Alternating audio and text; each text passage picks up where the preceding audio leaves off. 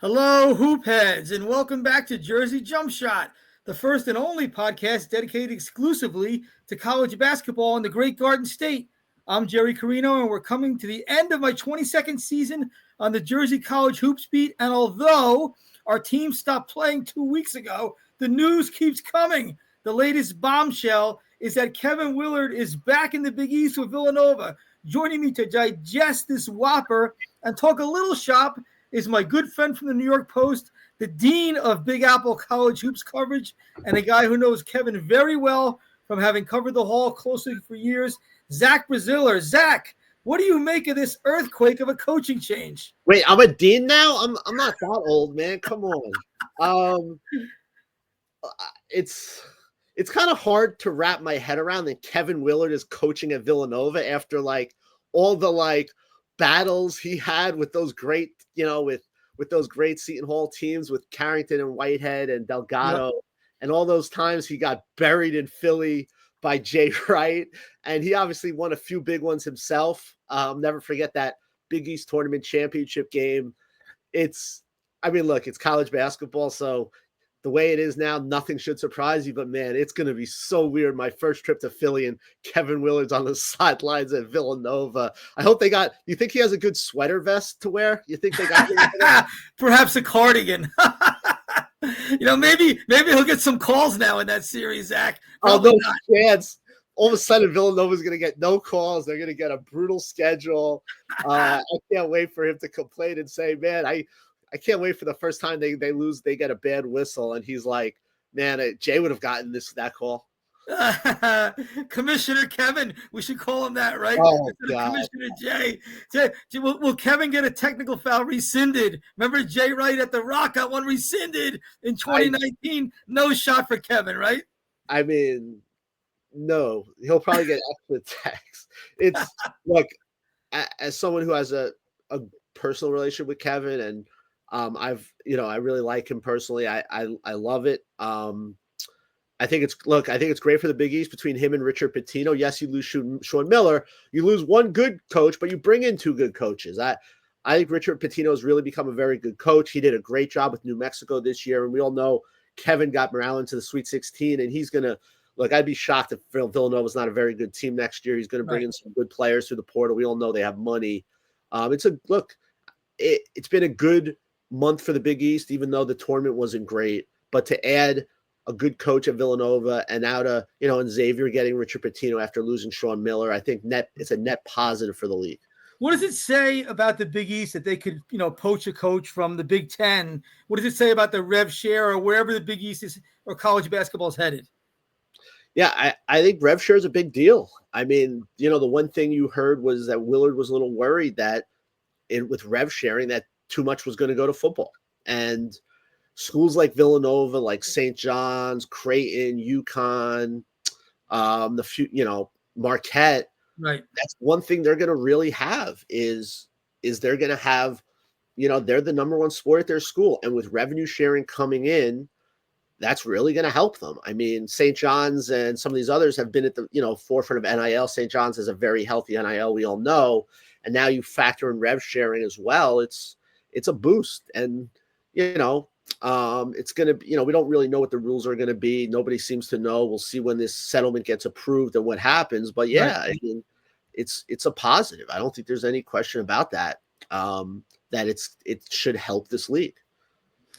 What are Maryland fans justifiably mad, Zach, or are they overreacting? Because remember, 3 years ago, Maryland, took Kevin basically in the middle of an NCAA tournament when he got Seton Hall there in 2022, and now the shoe's on the other foot. Yeah, look, I think they have a right to be upset. To me, there was too much. The story became Willard instead of a Maryland team getting back to the Sweet 16. I forget. I don't remember the last time, but it's been a while. Yeah, 7 or 8 years, I think. Right. So I feel like he could have handled it better. There's no question about it. He should have, been like, look, what happens with me doesn't matter.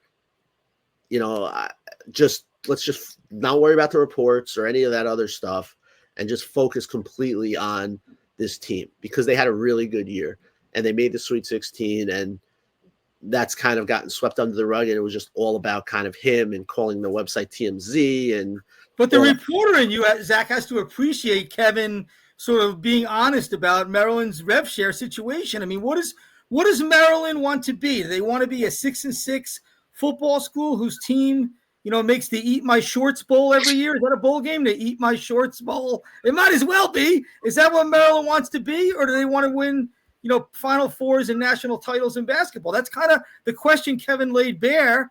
In a way, the reporter and you can respect that. I guess maybe the fan doesn't.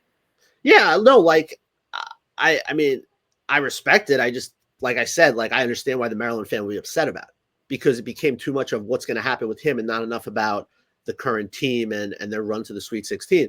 And that's a good question. I mean, what's Rutgers want to be? Rutgers is kind of almost in the same boat in a way, right? What do they want to be? Do they want to be a 6-6, 7-5 team, or do they want to have really good college basketball? Because if you gave Peichel the right resources, I think they could have been a really good team. $3 million is what Steve's rev share is going to be.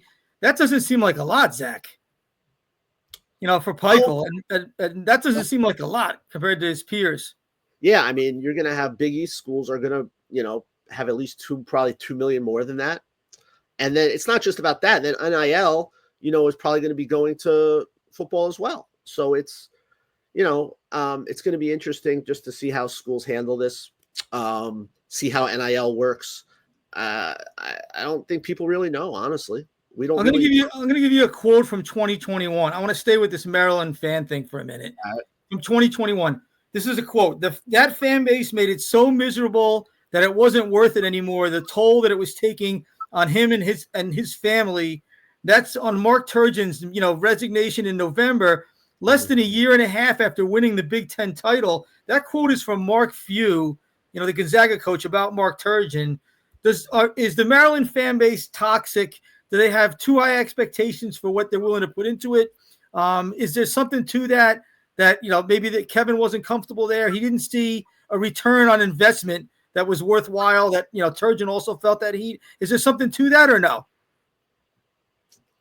I mean, I'm sure there's some extent. I think the whole expansion. Maryland fans want championships without investing championship type money. That's my point.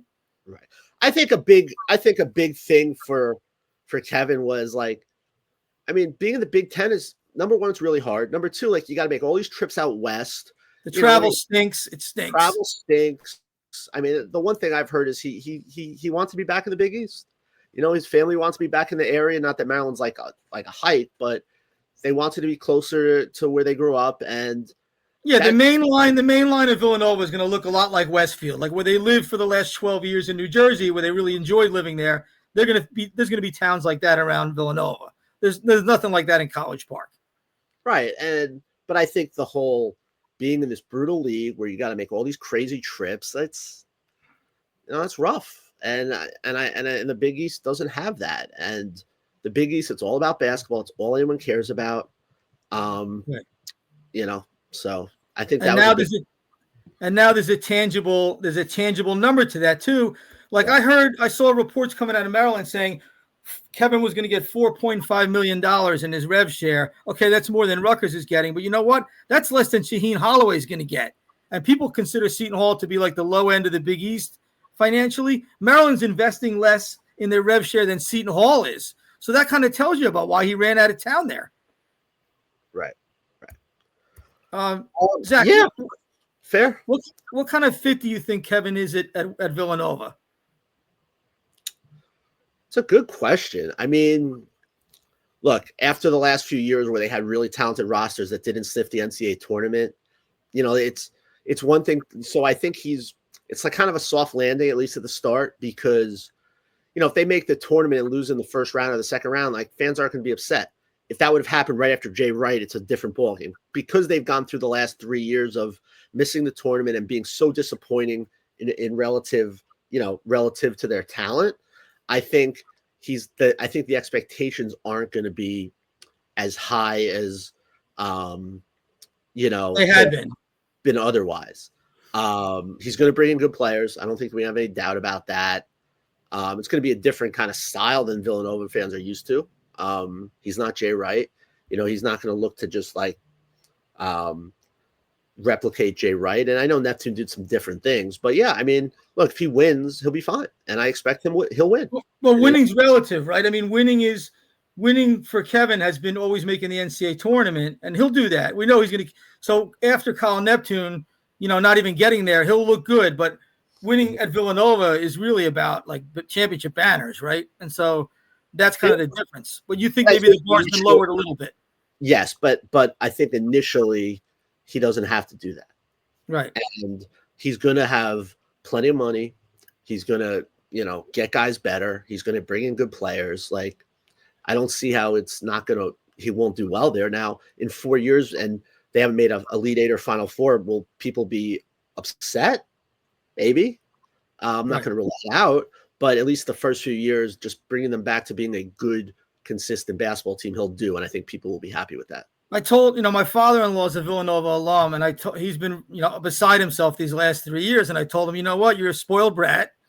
And this is how the other half lives. Not everybody wins, 28 games a year and wins a title every year and gets every call on earth. Welcome back to the rest of us. And so maybe you're right. Maybe this was a reality check for the entire fan base, for sure. And Kevin I think he'll fit in from a cultural standpoint. Like, he can go back to talking about wine, right? All those years he joked about wine in our press conferences, Zach. Then he goes to Maryland and he's talking about beer. He no longer has to fake that he likes beer, and he's going to have a lot of good golf courses to play in Lower Merion and all those nice courses.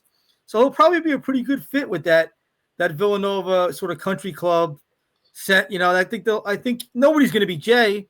Nobody's going to be Jay, but it'll be a pretty good fit. Now, do you think Kevin will scuttle the Big Five? No, I don't. Not right away, at least. I mean, I don't think he'll do that.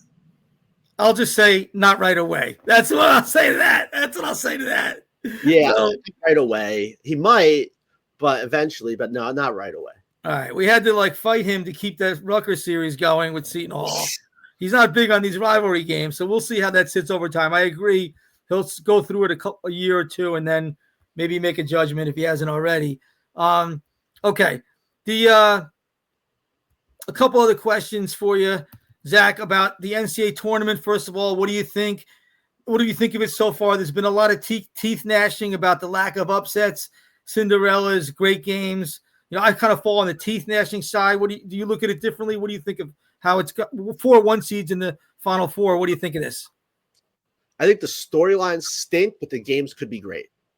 Like, does anyone care outside, unless you're a Houston fan, does anyone care about Kelvin Sampson trying to get a national championship? I know Cooper Flagg's obviously a huge story with Duke, but they're so dominant. Right. Florida, Walter Clayton interests me because I covered him in Iona and he played for Pitino, but will it really interest people across the country? It doesn't move the needle for the average sports fan. There aren't great storylines leading up into this game, but you know what? Saturday at 7:30 when it's, Florida and Auburn are tied at 45 with 15 minutes to go, people are going to be into it. If that's the case. Yeah. I mean, I think the games could be really good. I think the storylines stink. The games could be really good. I think we're a little fast to just, automatically say, well, this is NIL, this is the transfer portal. We're not going to see upsets anymore. It's only 1 year. Now, I think there's cause for concern. I think that's completely fair, but I think it's a little quick to just be jumping on, there are no more upsets anymore. I think we got to slow down a little bit. People saw the causation between specifically the free transfer rule and the hoarding of talent, or the sort of the concentration of talent in the hands of the 1%ers. And that worries a lot of people. That worries a lot of people who love the Cinderella aspect of this event. I think it's a concern, but I think you just can't go off 1 year. All right, fair enough. We'll revisit it. Off 1 year.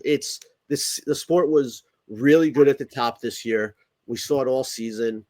It's the 4 top KenPom teams, but I think we need more of a sample size, and maybe revenue sharing can help that to a certain extent. But yeah, I think it's fair to be worried and concerned, but let's not. It's still very early. All right, you're spoiled as a guy who sets up shop. His workplace is the world's most famous arena. What did you think of the Prudential Center as the East Regional host? Yeah, I mean, it was great. It was The atmosphere was great. Games weren't great. Obviously that Duke game was, it wasn't great, but the atmosphere was awesome and it was great. I didn't have to make a flight for the second weekend, and it was fun. I thought they did a really good job. The place was jumping. I mean, I had no complaints. Yeah, it was good. I enjoyed it too. I was there in 2011 when they hosted it, and it was North Carolina and Kentucky in the final. It was a great host. Nothing's ever going to be the Garden, and I'm sure I know they're back in the rotation soon, but it's a pretty good secondary site in the metropolitan area for sure. Just big picture, talk shop a little bit. Zach, what was it like covering St. John's on the national stage this season? It was the kind of year before the second round loss, obviously, that I never thought I would really experience. I've been on covering them for a decade. I've always wanted to cover a good St. John's team. I never thought I'd be covering a top 5 team, a number 2 seed, a Big East regular season and postseason champion. They had a great year. I know some fans are down. They lost the game to Arkansas. I'll say 2 things about that game. Number 1, Arkansas was not a real 10 seed. The committee did not know Boogie Flan would be back, so that kind of changed their dynamic. Right. They got hot late, where I think they finished like 10-6, and 6 of those losses were like single digits to tournament teams. And St. John's played poorly in that game, no question about it. But that was not like a 10 seed. That was a team that probably should have been more like a 6 or a 7, maybe even a little higher. A lot of talent. We all know Calipari brings in talent. But I still don't think that loss should diminish. They had an amazing year. They overachieved. We obviously weren't a great shooting team. We're really thin on the bench, especially, Davon Smith hurts his shoulder in mid-January and was in and out of the lineup, wasn't really ever himself. You had Kadari Richmond and Aaron Scott playing with torn tendons in their thumb the last few weeks of the season. It was a fantastic year. And look, I actually think they could be a more balanced, better team next year, but not have as many wins. I would expect the Big East will be better. They're going to play a better non-conference schedule. But it was awesome. It was awesome. I mean, the atmosphere for the Big East tournament championship game at the Garden was unlike, it was what I would imagine a Knicks finals or Eastern Conference finals game would be. It was it was absolutely remarkable. The St. John fans really kind of showed up. Just it was fantastic. It was a great night. I have to agree with you about the final. I was there. My father came and my brother, and just sort of enjoying it, mostly as a civilian. And I thought I've never seen anything like that. The Garden for the Big East tournament been going many years. Never seen anything like that, Zach. I mean, that's nights like that and seasons like this are why you do the job, right? And this is what it's about. This is why you sign up to be a sports writer for teams like this, for stories like this. I will say the year before, even though they didn't hit their stride till late and didn't make the tournament, was a lot of fun too. I mean, Pitino he changes everything. You like him or you hate him. He's so great with the media. His teams play really hard. They're so organized, and he's changed everything about that program. I mean, what's it like? I wanted to ask you, what is it like covering a coach whose every utterance becomes news? Well, the fascinating thing about Pitino is you never really know what he's going to say. There are games where I expect him to be really negative. He's positive. There are games I expect him to be really positive. He's negative. You learn stuff about basketball by covering him. And, I could never say that about Steve Lavin or Mike Anderson or right. Chris Mullen to the most part. It's just he's just such an intriguing guy and so much fun to cover. And it's a blast. I mean, it's a blast. It's like I struck it rich after covering so many bad teams and uninteresting teams that by February are like, well, they have to win the Big East tournament to have a shot to make the tournament. And now it's just so different. And you would have liked to see him go farther. Right? Sweet 16 would have been nice, but they had a great year. They really did. And it seems like Pitino really. Go ahead, finish your thought. It seems like Go ahead, Jerry. It seems like he really enjoys the newspaper still. He understands the back pages, and the newspapers still have cachet for him, which is pretty cool. I mean, he's an old school guy. Print media is an old school thing, and it seems like it's a good mix there. There's a good match. Yeah, look, he still does his podcast. He does Barstool every year in Chicago, and he still does other stuff. But yeah, no, he's great to deal with. He doesn't really care about criticism for the most part. He's really, really, really fun to deal with, and he's terrific to cover. And I think he's going to do this at least 2 or 3 more years. I mean, losing the second round, it's like, to him, like, that's only going to motivate him more. And you've seen it. They've already, got some good players in the portal, and I think they're going to be really good next year. Like, they need a point guard. That's the big thing. Look, they get Bryce Hopkins from Providence. They get Joe Sansanen from Arizona State, 2 very good pieces. They bring back Zuby Ejiofor, probably Simeon Wilcher, some other guys, but they need that point guard. They lose Kadari, lose Davon Smith. They need that point guard, and it's not easy to get a point guard in the portal. Everyone needs one. So, you're right about that, no doubt. Point guards and rim protect and bigs, that's the 2 things. It's like finding gold. How has the craft of covering college basketball changed as the sport has changed with free agency and all this big money pouring in so obviously? Well, the one way it changed is the St. John's season ended on a Saturday, and the Monday the portal opened, and I'm like, I've been basically working around the clock. My boss cares more about St. John's than anything else, like in terms of college basketball. Like, I'm going to the Final Four, and he's saying, well, obviously we want coverage of it, but your number one thing is still St. John's. Like, you need to be on top of everything St. John's. So it's very different. It's incredibly different. I have Mike Rapoli on speed dial. Let's put it that way. Do you miss getting to know these players as well as you used to? Of course. I mean, so like, I'll give you a good example. Today, Brady Dunlap, a sophomore on the team, they brought in, when Pitino took over, he was a 4-star kid. It entered the portal. And I talked to him on the phone this afternoon, just a great kid, a great kid. And, he didn't want to leave. And Pitino wanted to keep him, but he's a smart kid. And he knew the best thing for his future is going somewhere where the style fits him better, where he's going to play more. They're going to bring in more players, and it stinks because he's, number one, he's the best quote on the team. So selfishly, I'm sad he left because he's an awesome talker. Right. And Zuby Ejiofor coming back is great, but RJ Lewis is gone. And another really nice kid. And it's not the same. Zuby Ejiofor will be his 3rd year at St. John's, which is like, he's now like a veteran in this. It's like a dinosaur. Yeah. Like you and I used to really enjoy sitting around and talking with, Angel and Desi and Kadeen Carrington and Miles Powell and Mamu. We got to know those guys, Yeah. I mean, like Mamu, I covered Knicks Bucks at the Guard. I'll give you a good example. So I covered Knicks Bucks at the Guard on Christmas Day because we have 1 million people off. And I went into the Spurs locker room, and Mamu and Julian Champagny were like next to each other. And I wasn't like going to write anything. I just talked to those guys, and it was fun. They remember you, and you create real bonds that way. And it's not the same, It's just they grew up with you as their beat writer, I mean, that meant something to them, It stinks. It's the sport. Just like coaches have to create these relationships quick, reporters have to as well. Right. That's a good point. RJ Luis deleted his Instagram account because he was getting harassed. Zach, what do you make of that? Is this a gambling problem? What do you make of that? Yeah, he had gambling people kind of all over his stuff, and it's back up. I mean, look, the Luis stuff is weird. He's a really nice kid. He wants to go pro. We'll see if that happens. He's probably a 2A guy.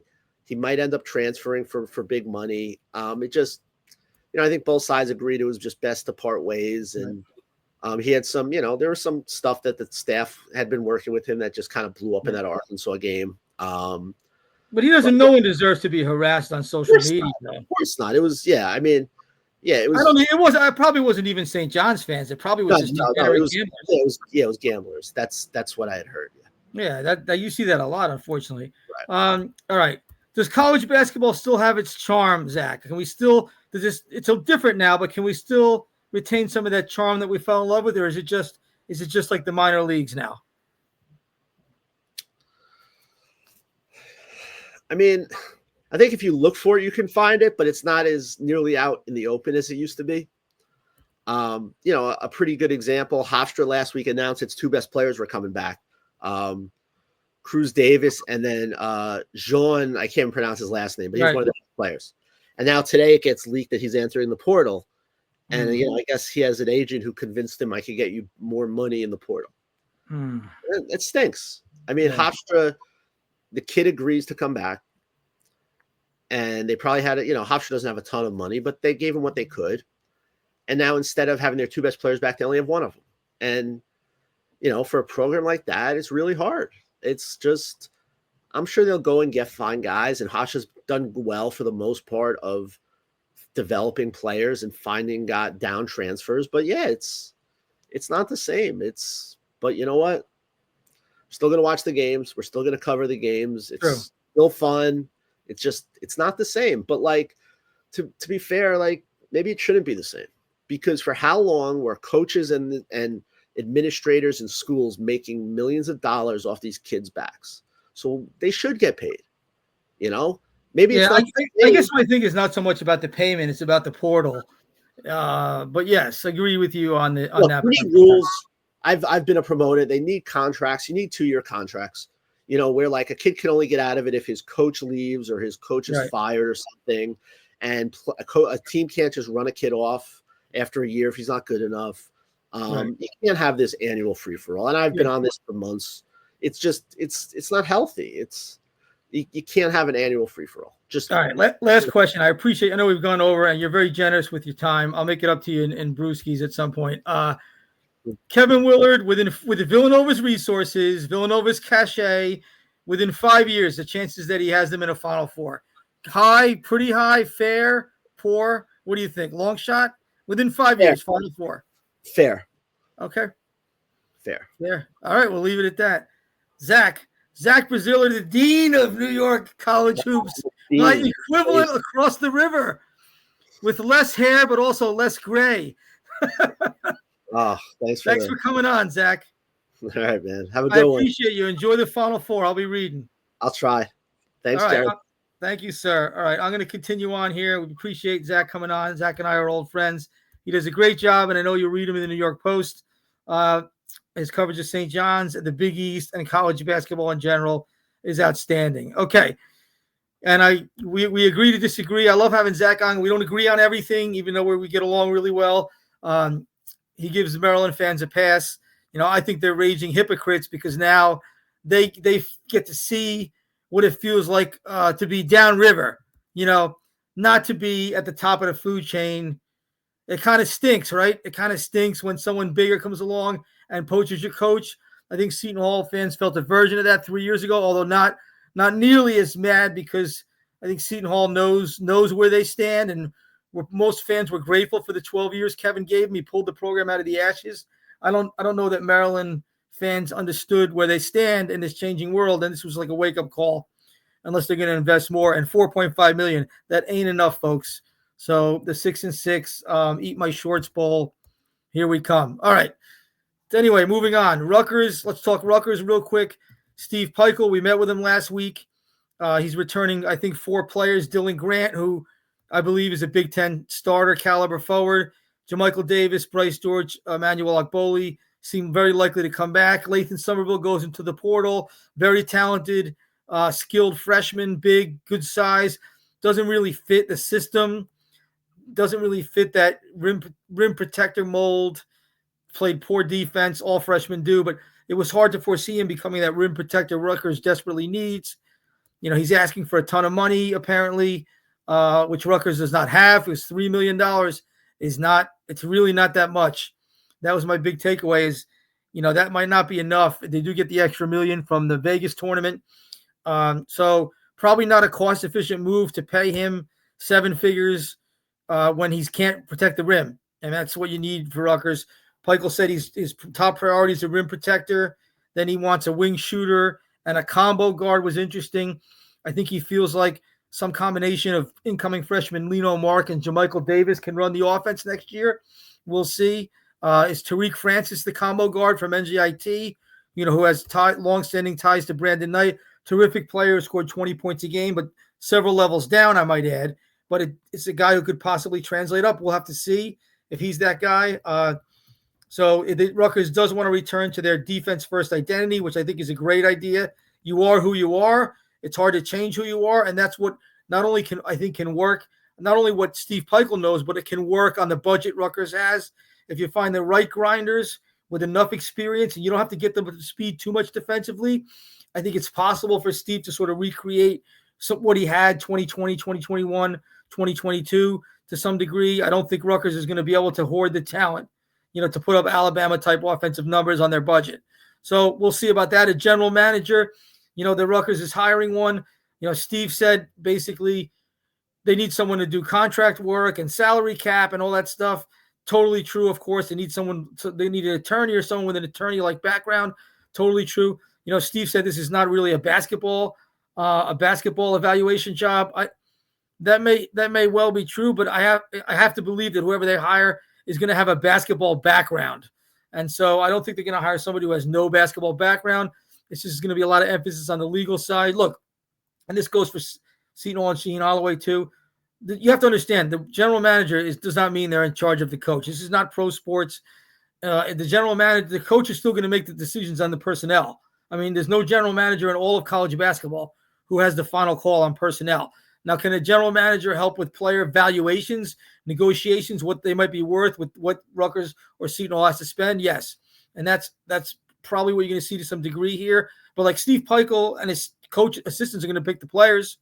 Same for Shaheen Holloway and his assistants, and every coach in the country and their assistants are going to pick the players, not some general manager who's doing, a lot of the financial work. So last thing I want to say about Rutgers is, I did encounter a Big Cliff in the locker room after Alabama lost to Duke in the Elite Eight game. It was just Cliff and I went up to him afterwards just to talk to him for a little bit. I asked him just very plainly, what did you make of your year in Alabama and how it went? It was just a broad question. It was not leading him in any way, shape, or form. Cliff knows who I am. It was just the two of us. He knows, obviously, I'm from Rutgers. He made some statement about how he would, if he could do it over again, he would pick Alabama over any school for his career. Do I think he was really slighting Rutgers? Not necessarily. My read on it, though, was that he saw me and knowing I'm from Rutgers and felt like he needed to justify his decision. That's me playing armchair psychologist. Felt like he needed to justify his decision to leave for Alabama instead of playing his fifth year at Rutgers. I don't think anyone really expects him to justify his decision. That's not what the question was about. We all know he went to Alabama because he got a lot of money to go there. It's not a secret. Maybe he was ready for a change in scenery, as many people are, for when they graduate college and look at a graduate school. There's nothing wrong with that. I will say Cliff won a lot of games at Alabama. He made a lot of money. He did seem happy with being there. He did not have nearly as big of a role as he did at Rutgers. And he didn't really develop. I mean, he did play in a more pro-style friendly system that may help him, as he said, as he tries to turn the page and become a professional basketball player, which I'm sure he will somewhere. But he's not any closer to being drafted today than he was when he left Rutgers. I mean, Alabama didn't run any plays for him other than the occasional pick and roll. He didn't take any shots at all. He did improve his free throw shooting. He didn't take any shots at all unless they were point blank around the rim. So, I don't see how it helped his pro stock, but he made money, won some games. I think he was trying to justify the move with that comment. That's my read on it. But what did he gain from it? He gained a lot of money and he gained a lot of wins and he played in the big stage. So no one begrudges him that. I don't think he had to justify anything. But, emotional loss, his season would come to an end. He had tears in his eyes. This is sometimes people say stuff in the raw emotion that maybe lacks context. I think that's what he was getting at, trying to explain his comment there. Okay. Let's go to Seton Hall. We met there. I went there last week. It was sort of the wrap-up tour. We went to Seton Hall, saw the Basketball Performance Center. It is absolutely amazing to go from the auxiliary gym dungeon that they had. It was like a middle school gym where they practiced. To go from that to this palace with saunas and steam rooms and a player's lounge and a player's dining room with a veranda overlooking the softball fields and the history of the program lining the walls with these murals and panels. It was just, unbelievable transformation. Great job to everyone involved with it. Do I think it will help them get recruits? Probably not. That's not that world anymore. That world was like 5, 6, 10 years ago. Seton Hall's late to the party with that. But do I think it will help the program operationally? Yeah, of course. This is a real modern, high major, big time college basketball practice facility that's only going to help them internally. If it doesn't help them recruit at all, will it help them internally, like day to day? I think it will. I'm sure it will. I mean, to have those amenities is only going to help you. So I do think it's a nice thing for them to have. It's a proud thing for them. It'll help them functionally.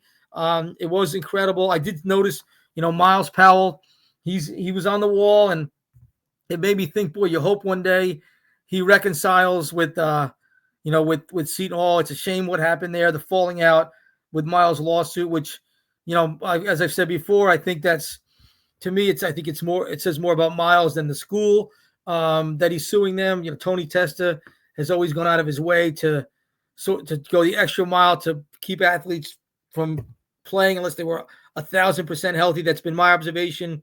It's hard to believe that he would make an exception for Miles. To see him wrapped up in that lawsuit, it's a shame, and they're gonna have to mend that bridge at some point. I'm hoping maybe Shaheen will do that, because I know he still has a good rapport with Miles. Because Miles, he belongs back in the Seton Hall family, but he has to get his way back. And so I did think of that when I saw him on the panel. Like, he deserves a spot of honor. He was on there, but he deserves a spot of honor, and hopefully he'll be able to regain that with the program at some point. I know that's an aside. All right. Then speaking with Brian Felt, we did speak with him. I was hoping to have Shaheen Holloway there too, but we just were with Brian. I guess Shah had felt that he had sort of given enough of his position, and he did speak fairly frankly in the last couple of games and the post games about what he needed to do in the offseason. So maybe he felt like he had said enough with that. We did have Brian for a while in an interview, and my biggest takeaway from discussion with Brian is that the university's finally gotten involved. Seton Hall, my feeling is that the Board of Regents, the president's office, just they have not done enough to support athletics as the college sports, high major college sports has changed. They still are running it like it's 10, 20 years ago. The university had to step in and help here. Seton Hall wasn't going to be able to raise a lot of money on their own with the small fan base, especially having tapped a lot of these donors that they do have for this practice facility. The university had to step in and help. And, the university side, listen, they're spending enough money on attorneys, man. They're spending enough money on attorneys with this mess in the president's office. Shaw could have a Final Four team, a surefire Final Four type team with all the money Seton Hall spending on attorneys right now. So it was nice to finally see them, the people who run this place, who've done a pretty lousy job with the mess they've created, finally helping the athletic department, which has kind of been left holding the bag. The athletic department now is getting their help. So that's a good sign that that Seton Hall has sort of seen the light from the top.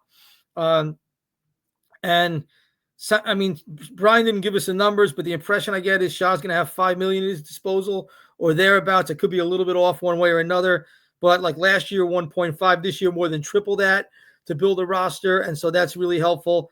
I do feel like Seton Hall will have to schedule for appearance fees because, like the Big East, even though let's just say they have $5 million, that's probably still going to be lower end of the Big East. Although it'll fare well against mid majors for sure. They were losing players to mid majors last year. I think that will end now. Will they be competitive with the Big Ten? Maybe, because it sounds like Shaw's getting more than the Maryland coach and the Rutgers coach. So that will help them, I guess, and definitely against some of the high major world or the mid major world. The Big East will probably still be somewhat behind. They'll never be at the top. We understand that. They probably will need to schedule for appearance fees. That's my guess. They won't get any money for playing in Maui in November. That's strictly a non-appearance fee event. They're gonna have to find other ways to get appearance fees that can supplement what they're doing. Okay, so that's that can supplement their pot, their pool, their war chest, so to speak. I do believe that they'll look to schedule in that manner. So going forward, will they have a GM? Maybe they'll have somebody. It might not be called a GM. They might call it something else. It's not, like I just said regarding Rutgers, it's not going to be someone who has final say on players. No GM in college basketball has final say. This isn't pro sports where the GM has the front office picks the players. It's not the way it works in college basketball. John Shire picks his players. The Villanova coach Willard now, he's going to pick his players, not the GM Baker Dunleavy. The coach and staff are going to pick their players.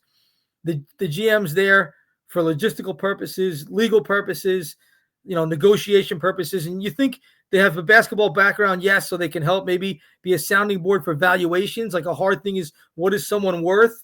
That could be value. There could be value there. So Seton Hall really has to hire somebody for that job. I think whatever you want to call them is fine. Rutgers is hiring somebody. Seton Hall probably will. Both schools are probably going to have somebody in place too late for this roster building cycle. But also, can they do some fundraising? Can they help open up sponsorship opportunities? That's going to be a big part of the job too. And again, negotiating these contracts. Head coach can't be doing all this stuff. So you need help. And listen, I'm sure Shaheen Holloway wants help on the logistical side. So I would be surprised if someone isn't hired to replace Mike McBride, who is more in that type of role than what Mike was doing, which you'll need less of now that you have the rev share. Okay. Seton Hall's personnel-wise, at the moment as we speak, God's will, Garway, Duell, Scotty Middleton, seems like they're going to stay. Guys you can build around. Again, portal's fluid. We'll see. I'm pretty close to 100% that God's will staying. But they're not going to lose as many guys as they did last year. You knew they were losing Isaiah Coleman, agents involved. What he's asking for is probably too much for Seton Hall to pay. We'll see. Those are the valuation calls that they have to make. But, Seton Hall, I think, has a chance to bring back some guys and build around them, which is better. I've said this before. It's better than starting over. You need some, even though they won 7 games, it helps to have some guys who understand the coach, the system, can help integrate the players, the impact players they're going to be getting from the portal. The Missouri's the model, right? Kept 5, added 5. Seton Hall might not add 5 impact players. I'm going to have the money for that. But they don't have to be in the top 25 next year. They just have to be competitive and in the mix to make the NCAA tournament. So you can probably do that if you retain the right guys and build around them and add the right guys. And that's what Seton Hall's in the middle of looking at right now. Can they do it? We'll see. But I think there were some reasons for optimism coming out of those discussions we had with Brian Felt and with Steve Peichel last week. But again, talk is cheap. We'll see what happens over the next basically month as these rosters get finalized. All right. And then just a quick word about Princeton and Brett McConnell. Really surprising news that Brett, 13 seasons on Princeton's staff, associate head coach to Mitch Henderson, didn't have his contract renewed. People have asked me why. I don't totally know why. I mean, I'm not on the staff there, but I get the impression that it was just a very stressful season for everyone at Princeton. Look, they won 19 games.